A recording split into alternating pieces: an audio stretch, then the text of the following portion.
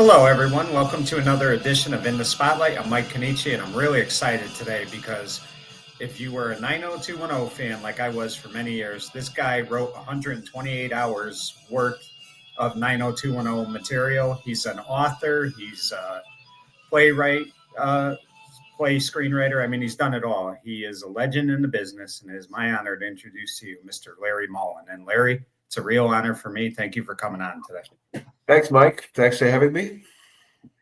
So, Larry, interestingly enough, you before moving to Los Angeles years ago, you actually you did playwriting in Toronto, correct? Yeah, I started in show business as a theater person. I was an actor, director, and playwright in the late '60s and into the '70s. I had my own theater. I was artistic director of in Toronto called Homemade Theater, and we did some pretty interesting stuff. And it really, the government there supports the young artists, so it really gave me a chance just to do that full time and learn, what it takes to entertain and what a story is and all that stuff. Because they put you on tour. We played like every high school in Canada, every junior high, every prison, every madhouse. And, I guess you get your Malcolm Gladwell 10,000 hours that way.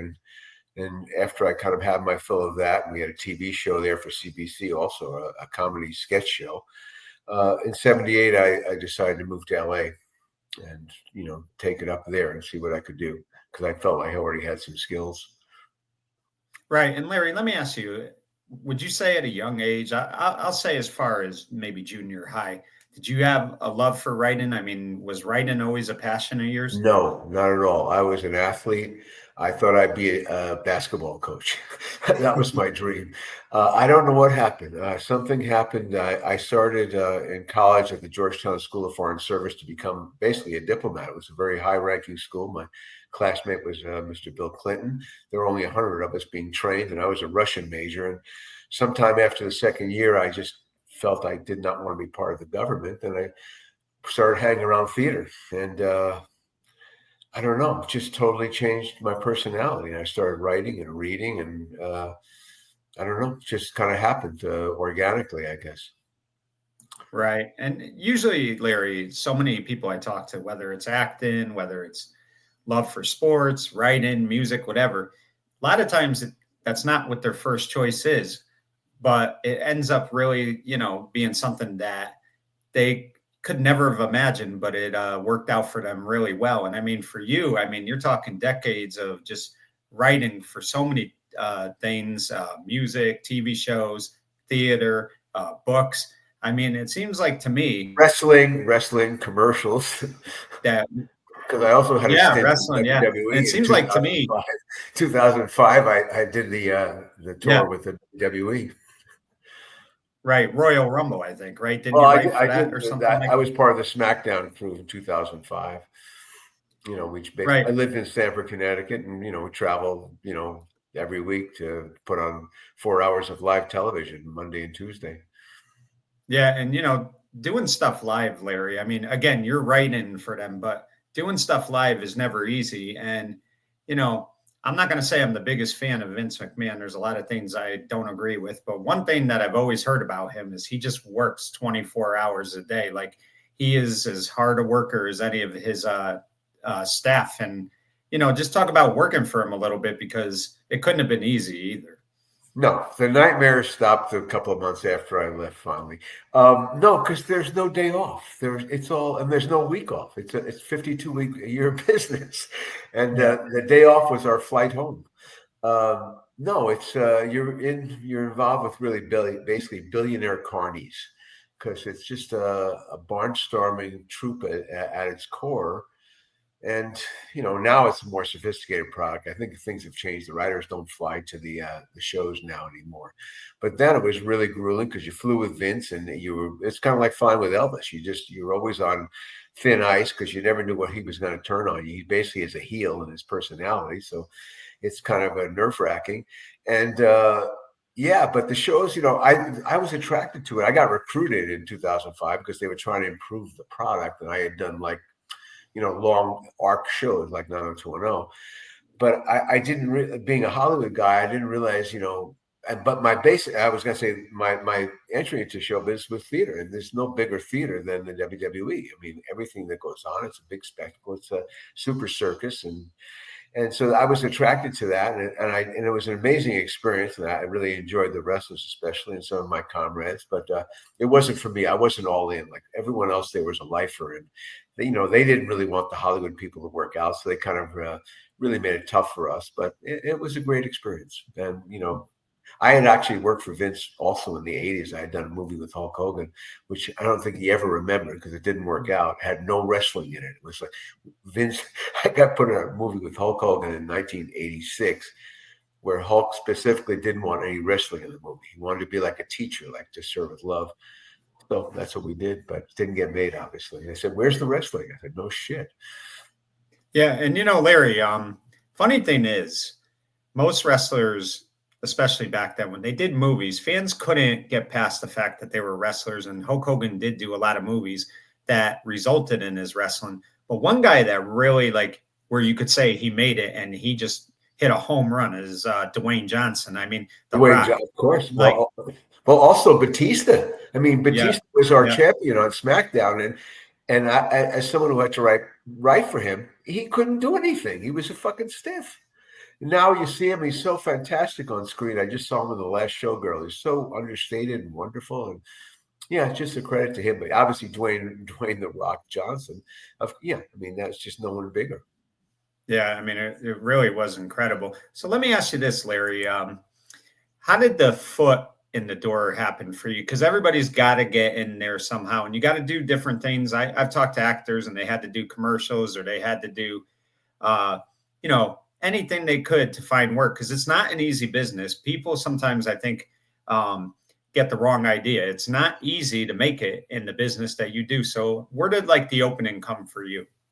Well, as I said before, I was in Canada, so I kind of had a soft landing there because the government supported you. You could just devote yourself to your art and really learn what to do. And when I went to LA in 78, it was before computers. It was a much different world. And I had a couple of screenplays and, just kind of had to knock on doors, but it was such a different business then. You could actually, talk to people. And if you were a new kid in town, everyone wanted to meet you because you might have some talent. So I, right away I sold like a movie to MGM, and I, as an actor too, I got on in a series as a recurring character, and it was just my Hollywood start, I guess. And then right away I got to write Chips, which was a wonderful show run by Cy Shermack, who was a master executive producer from the old school. Came to work every day in limousine, kind of really had a valet. So he was great. And I really learned the business from him.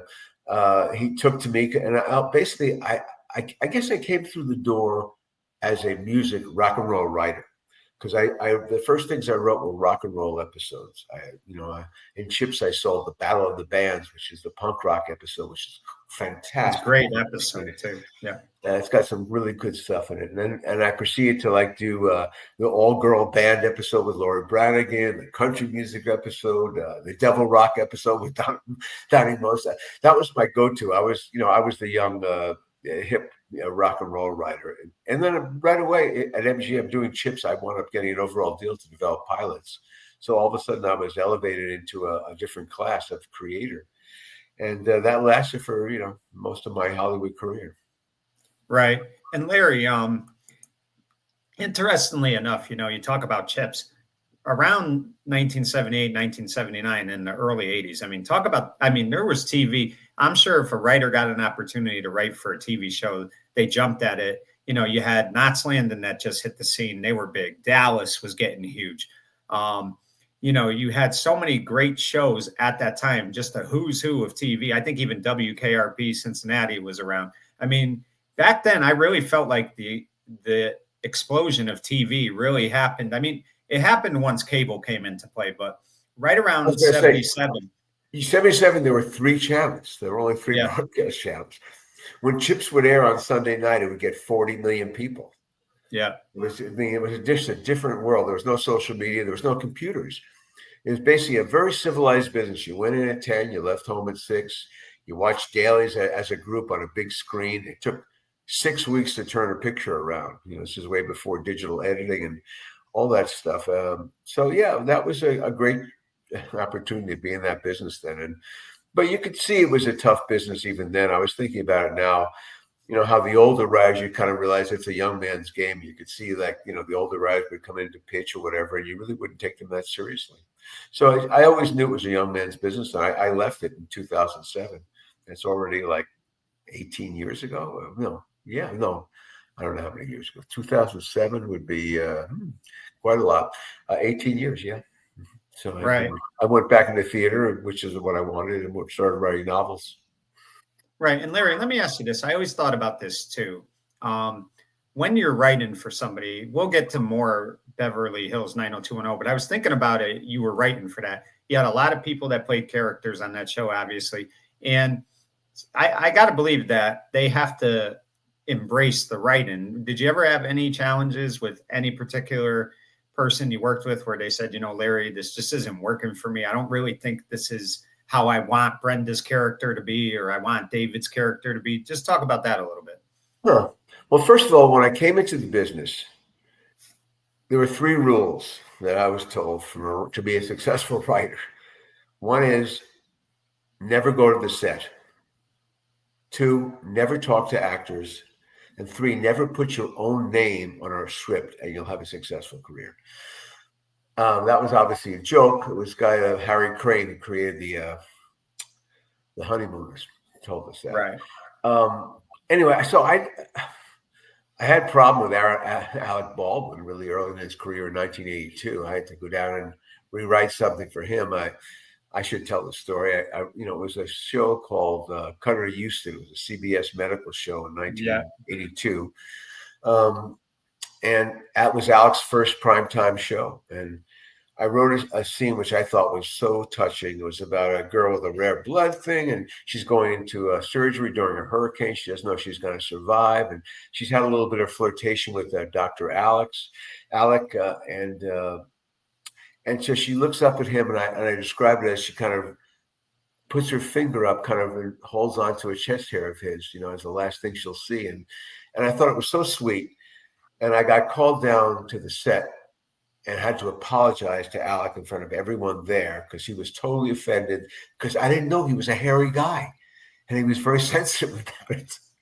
So that was an experience, and then had to change the scene, which was so good. But no, Luke Perry on 90210 was challenging, but only in a good way, and Jason too. I mean, but I never heard from the girls, other than they don't want this guy to kiss this guy, or whatever. Sometimes if we, later in the seasons, there would be guest stars that we'd be doing arcs with, and if they didn't really hit it off with their female star, they might just be written out pretty quickly. We used to call it the kissing problem. Oh, there's a kissing problem, so we have to change. Right. So Larry, let me ask you, after Chips, you did different things. What were some of the things that you did that you really enjoyed, pre 90210? I didn't enjoy Knight Rider. I did Knight Rider, but I did not enjoy it. I didn't like how the show was run and just the whole vibe of it. It was a very difficult show for me to write, but I did write one, which is kind of cool. I mean, I wrote on many, but I think I took credit on one. And what did I do that was fun there? Well, I did the new Gidget. I got to produce and executive produce the Gidget legend. It was a syndicated show starring Karen Richmond, who now is my brother's fiance. All these years later, my brother was a composer on the show, and it was really fun. We shot at the beach. We shot 5 shows at one time, so we could have them all, the beach stuff, amortized. So we had to have 5 scripts ready to prep. It was really a real feat. Had a good staff, a good comedy staff, and I was the last producer of the Gidget series. And we had a lot of fun with that. We shot at the beach. We went to Hawaii with it. I got to really be immersed in surf culture, which I really enjoyed. And I enjoyed the music of it too. And got to work with a lot of amazing surf people, and also, Wolfman Jack and other people. Yeah. So that was a real trip. And I executive produced. My partner was Harry Ackerman. Harry Ackerman was one of the pioneers of television. You can imagine, he was a Chicago ad executive who became the head of the Lucy and Desi show, and he brought them to Hollywood and was the first executive producer of their show. he revolutionized the whole camera setup and the laugh box and the whole bit. And he was a trip. He was a lovely man, such a gentleman, and we had a great time together, kind of old and young. I was lucky to have been mentored by Harry. Larry, it's funny. You just brought up Karen Richmond, and I had her on the show. And I got to tell you, Larry, I think you would agree with me. I don't know if there's a nicer human being that you'll ever find in Karen. She is just a delight and very, she respects not only the people she works with, but also the fans. Just a wonderful human being. Yeah, Karen, we've known her since the 80s. I mean, she was a very good star on the show. She really set a good pace. It was a hard show. So like I said, we're doing 5 at a time. You had to really be prepped on it.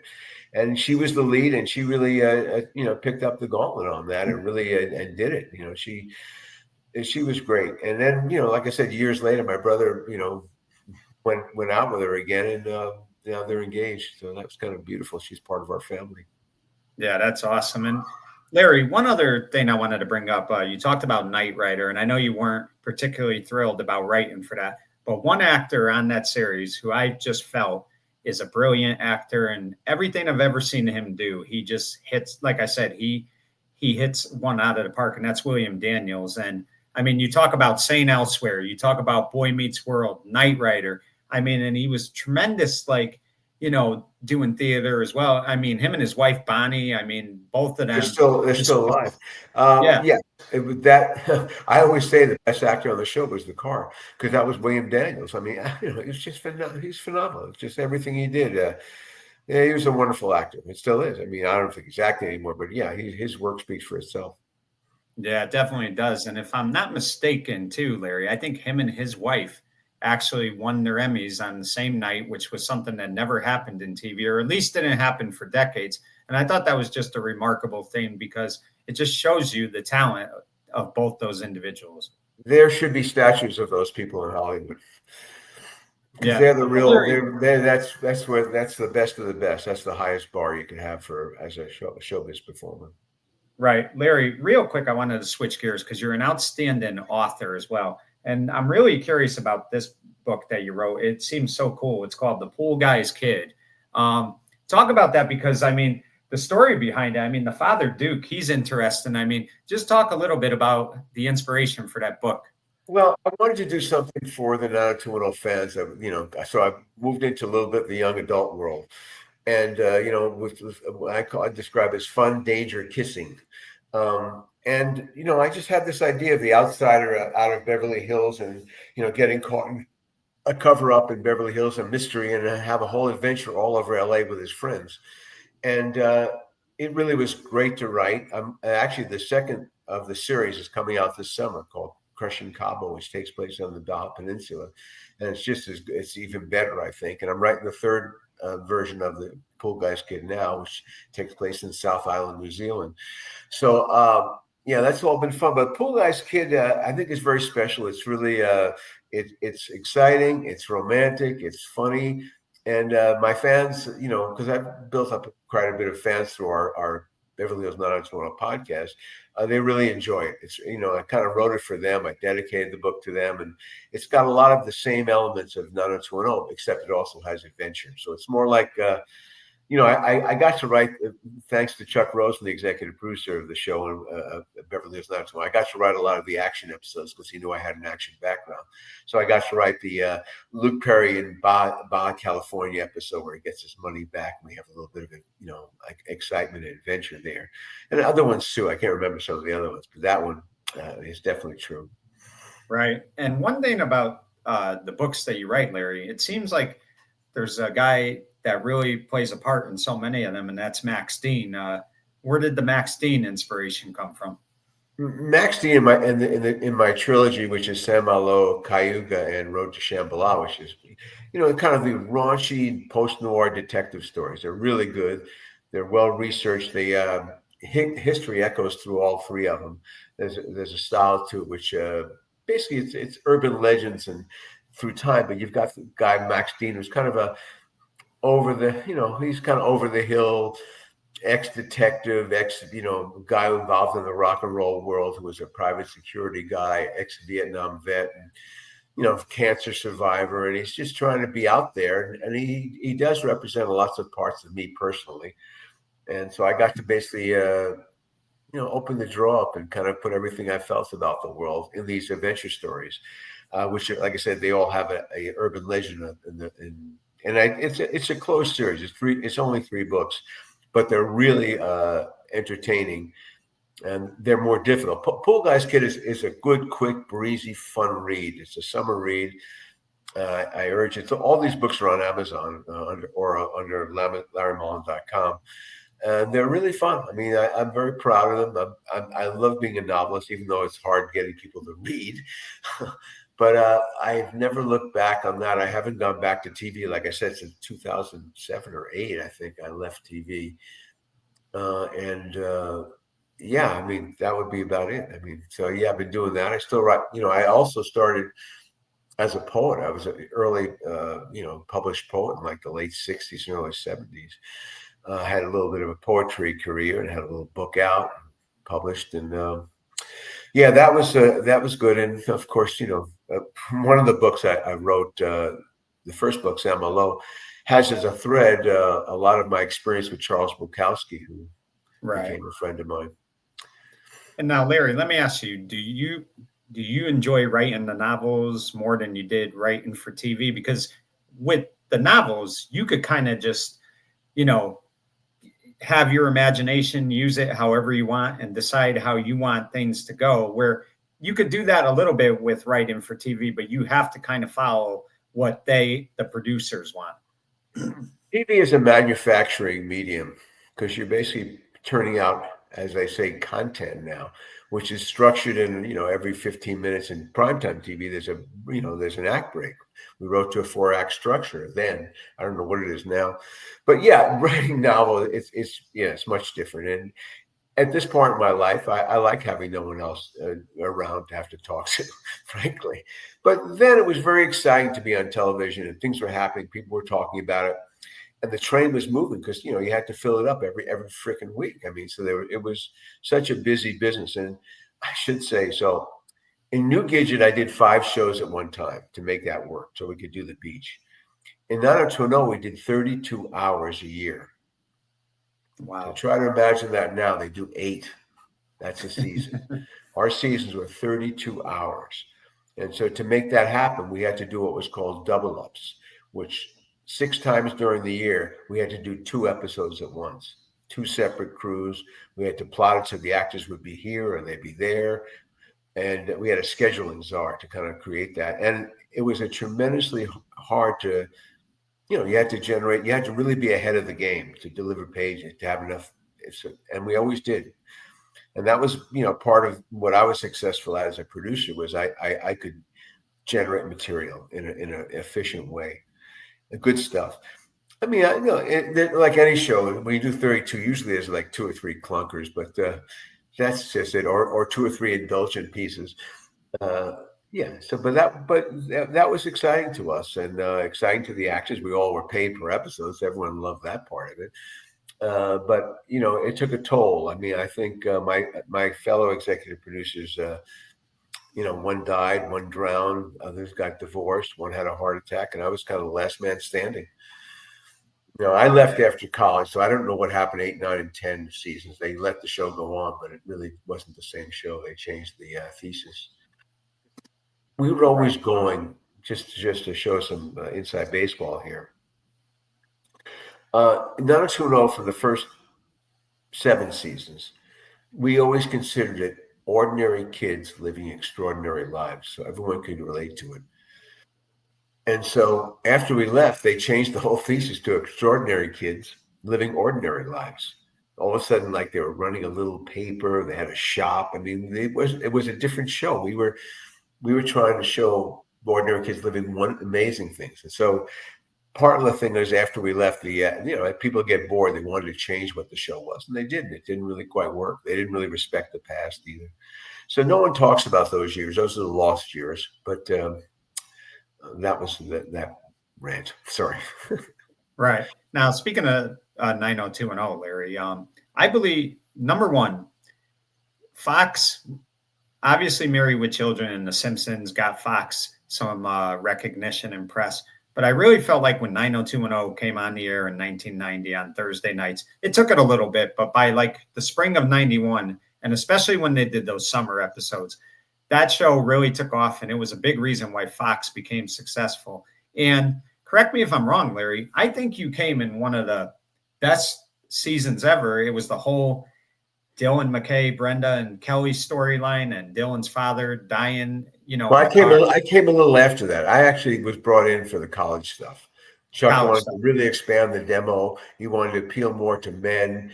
And he saw a spec script of mine, because I was coming off of Renegade, which was kind of a kick me up with Lorenzo Lamas.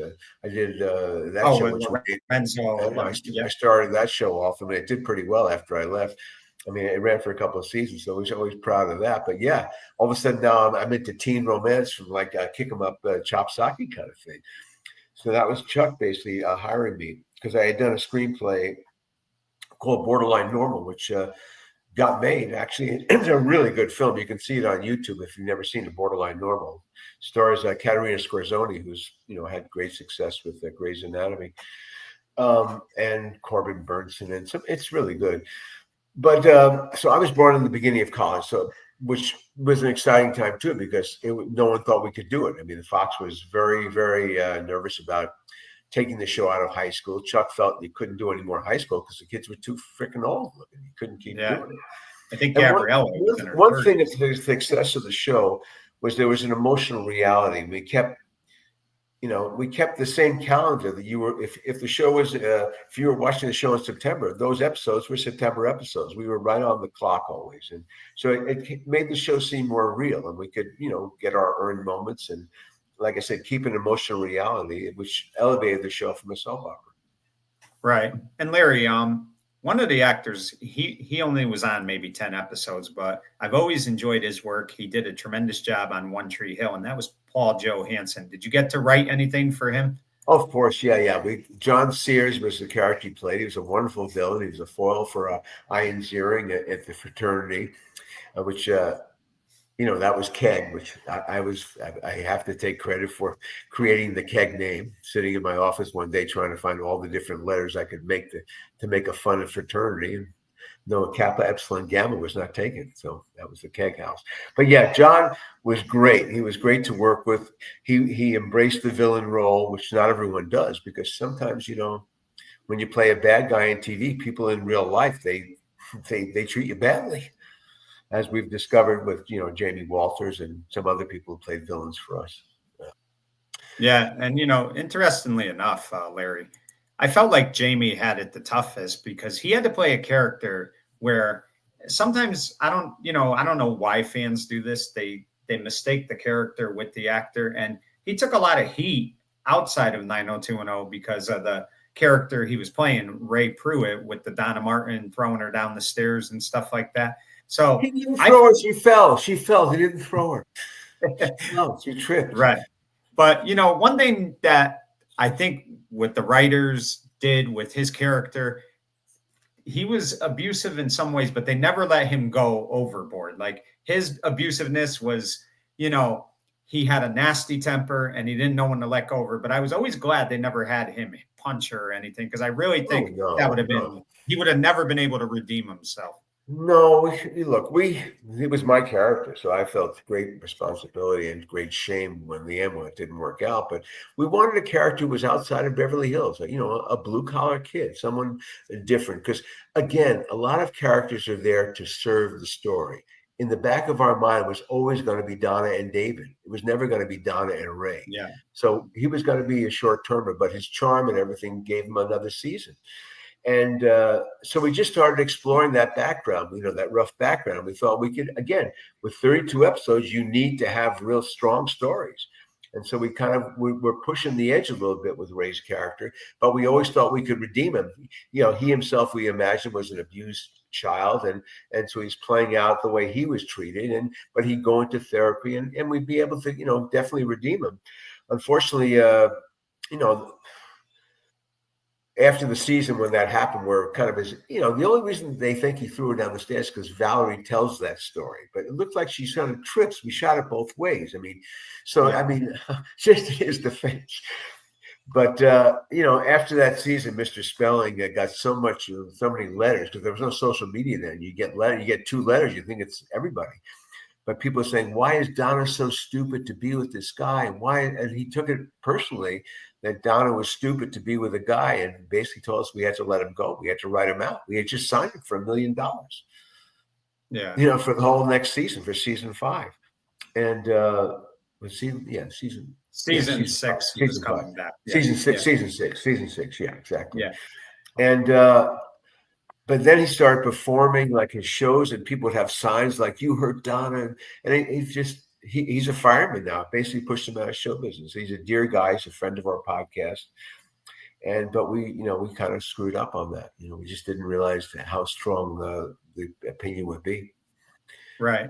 Larry, one of the storylines I hated, and I understand it's TV, but in the back of my mind, I always felt like real hardcore 90210 fans wanted the characters Brenda and Dylan to be together. And I never liked how they took Kelly and she went after Dylan. She was Brenda's best friend. Now, it was great TV. I'm not going to lie about that. And it told the story. But I always felt like Jenny's character was so much better with Jason's character than she was with Luke's character. I felt like Luke and Shannon had the real chemistry. Just talk about that storyline a little. Well, okay. I wasn't there for the first triangle story, but again, you need to keep breaking them up so you could bring them back together again. Because in my mind, it was like it was always Dylan and Brenda. That's really where the strength was.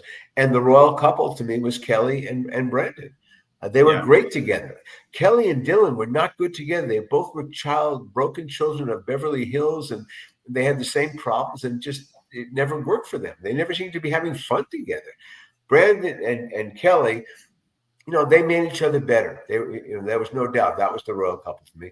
And there was real heat between Dylan and Brenda, and I always loved those. I got to write a Little Fish when I do bring them together, and I got to write some other, the whole Divas storyline where Dylan kind of backs Brenda when everyone kind of goes against Brenda for sleeping with the director, supposedly.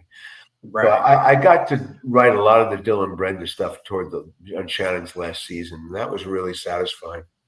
Right. So I do agree with you. I'm not in the Kelly and Dylan camp. Right. And Larry, you talked about this episode early, and it was one of my favorites. And the biggest reason it was my favorite was because Wings. What's his last name? Wings Hauser. How he did a phenomenal job as JJ Jones, because he may have been, a drunk and all this stuff, but when it came time to deliver for Dylan, he delivered, and he was just a hysterical character. And that whole episode, watching Wings and Luke and the chemistry they had going at it with each other, I just thought it was one of the best episodes of the series. So talk about that a little bit. Well, like I said, when Chuck we knew we were gonna, we had played this whole con on Dylan for a year almost, where he gets scammed out of his money, and we're gonna get it back now. And I don't think we ever believed we were going to shoot in Mexico, but as we didn't realize is that Aaron Spelling's partner, E. Duke Vincent, had a buddy with the Palmilla Hotel in Cabo, and Duke was a pilot, and so he wanted to shoot there. He decided all of a sudden we're going to shoot down there. So we got to shoot actually in Cabo, which was great fun, and I got to go on location scout and had some adventures with the boys. But we wanted to make the again, we're changing genres a little bit here. And so we wanted to be authentic. And so that's why we cast Wings, because he was kind of a B-movie star, action star in a certain way, and he was just, writing for his character was such a pleasure, because I kind of had a good feel for what he was going to do. And we just kind of pumped it. And then Luke was, playing with Wings. He really enjoyed, because he knew, Wings was a real vet of this kind of stuff. And they really played off each other really well. I know James Whitmore, the director, if you ever talk to him and Wings kind of really had some adventure in Cabo, I know. But again, having to get into work with someone like that, he just jumped at it. It was good for him. It was good for us. And, I would say that was really my favorite show for writing for, because it kind of mixed the genres. And in fact, that episode also has a whole other Finley plot, because we had the whole cult thing going back at the campus. So it really is a packed episode. It's called Hazardous to Your Health. And it's one of the stronger ones I think I ever wrote. Right. And Larry, let me ask you, that same season, Milton Berle guest starred. Were you able to write that episode No, with some? that was mostly Steve and Jessica's.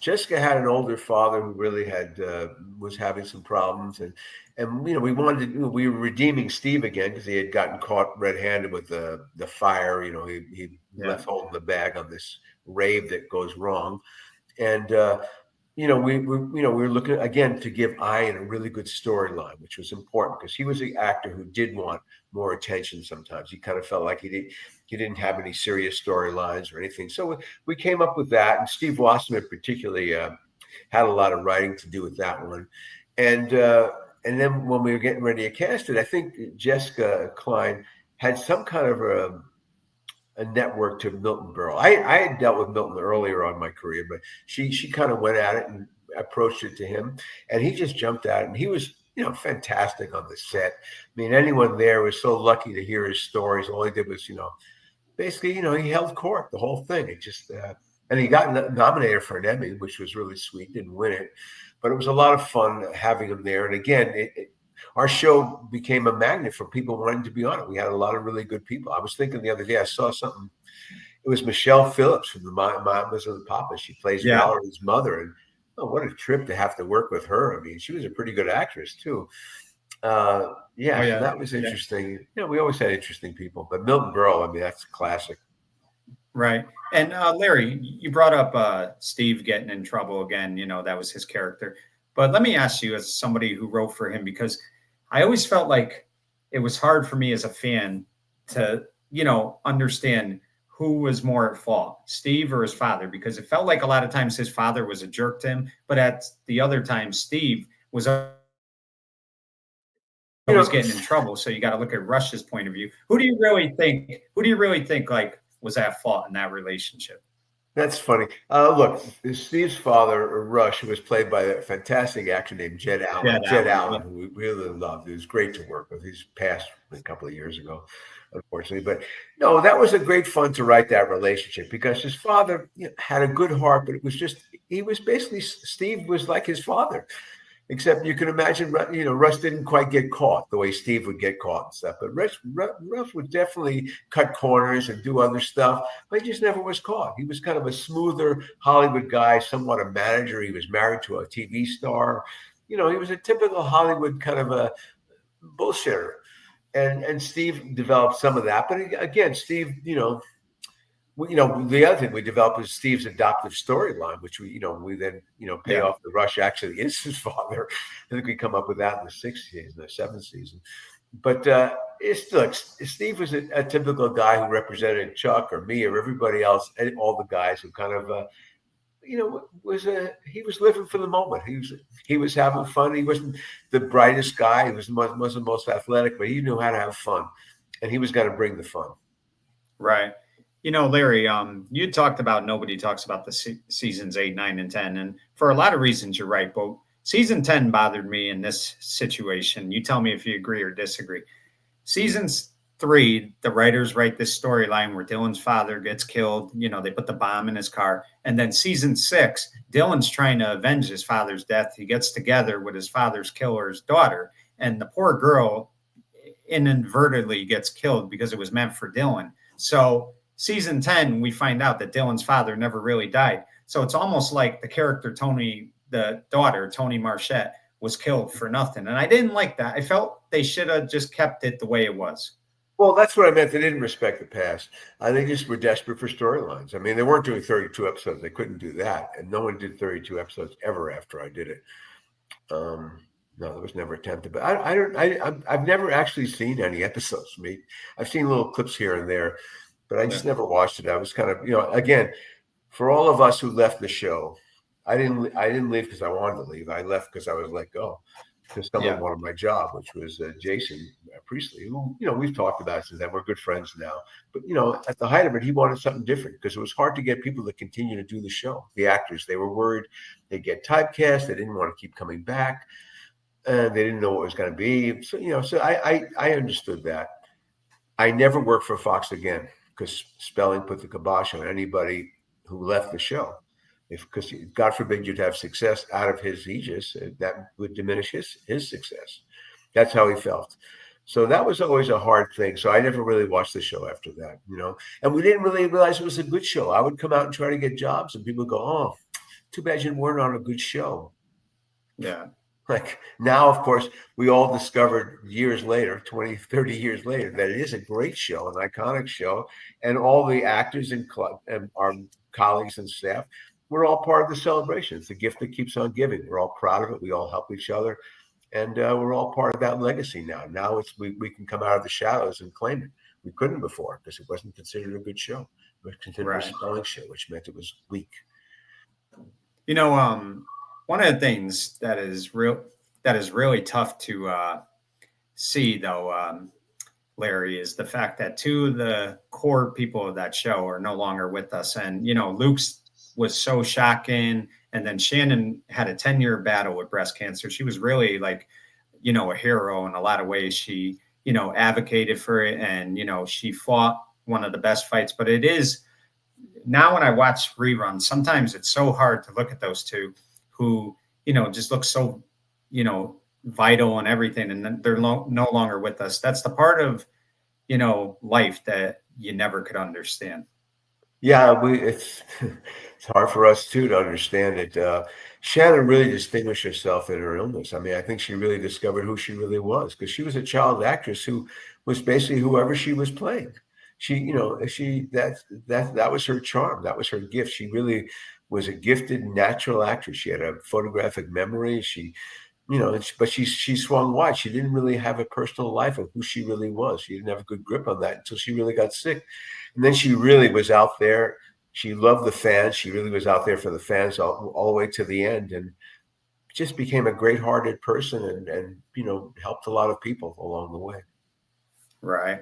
Larry, one of the things that you've been able to do is you've been able to be on a lot of their podcasts. I think the podcasts are great. And, I've forever wanted to get some of the cast members on because, I mean, that show to me was my childhood. But that's got to be a lot of fun for you, like you, Charles, the cast, to just look back and look at some of the episodes, see how 1992 is so much different than 2024 and things like that. I mean, it's got to be fun to go back and reflect back on that show. Like I said, we've finally been allowed to celebrate our work and feel good about it in the last couple, I guess in the last 6-7 years, because before that, no one really spoke to each other. The actors didn't even speak to each other. There was a gentleman called Darren Martin in Nova Scotia who was having a kidney transplant. I think it's kidney.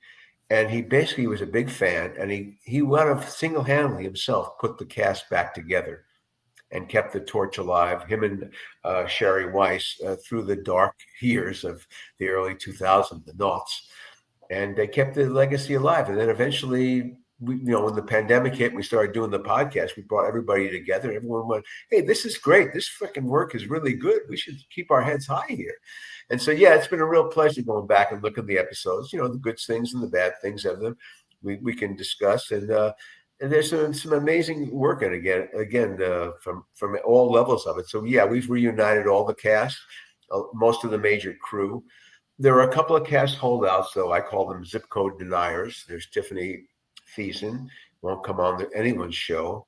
Colin, Jason Wiles, who played Colin, Yeah. Same thing, him.